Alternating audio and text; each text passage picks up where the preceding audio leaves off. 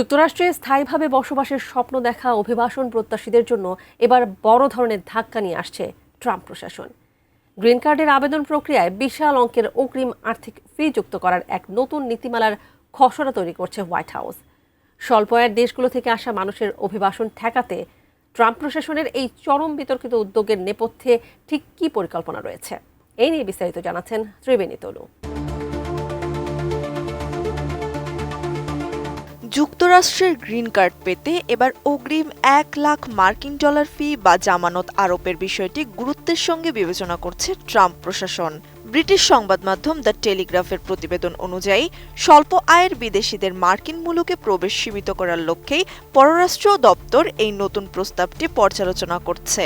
মূলত বিদেশে করা স্থায়ী অভিবাসী ভিসার ক্ষেত্রে এই উচ্চ মূল্যের বন্ড বা জামানত প্রথা চালুর ছক কষছে ওয়াশিংটন। উন্নত মানের কাঁচামাল আরআইএল অ্যাঙ্গেল এন্ড চ্যানেল, এখন কাঠের দিন শেষ, আরআইএল এর বাংলাদেশ।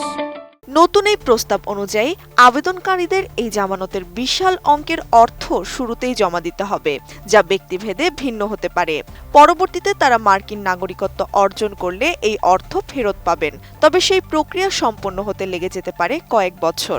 পররাষ্ট্র দপ্তরের মুখপাত্র টমি পিগার জানিয়েছেন, প্রেসিডেন্ট ট্রাম্প স্পষ্ট করে দিয়েছেন যে যারা যুক্তরাষ্ট্রের অভিবাসন করতে চান তাদের অবশ্যই আর্থিকভাবে স্বনির্ভর হতে হবে। মূলত সরকারি তহবিলের ওপর চাপ কমাতেই এই নিরাপত্তা ব্যবস্থা। তবে সমালোচকদের মতে বিপুল অঙ্কের এই জামানত মূলত নিম্ন আয়ের দেশগুলো থেকে গ্রিন কার্ডের আবেদনকারীদের নিরুৎসাহিত করার উদ্দেশ্যেই পরিকল্পনা করা হয়েছে। কারণ যুক্তরাষ্ট্রের নাগরিকদের পরিবার, বিশেষ করে স্বামী স্ত্রী কিংবা বাবা মায়ের জন্য যে ভিসা ইস্যু করা হয় তাদের পক্ষে হুট করে এত টাকা জোগাড় করা অসম্ভব।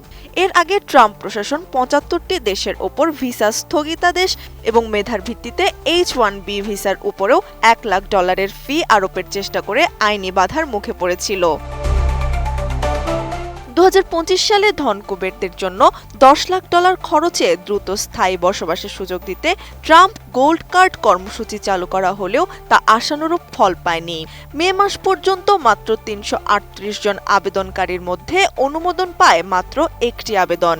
সেই ব্যর্থতা ও আইনি চ্যালেঞ্জের রেশ কাটতে না কাটতেই এবার সাধারণ মানুষের গ্রিন কার্ড পাওয়ার পথ আটকে দিতে ট্রাম্পের এই $1 লাখ নতুন শর্ত মধ্যবিত্ত অভিবাসন প্রত্যাশীদের কপালে চিন্তার ভাঁজ আরও চওড়া করল।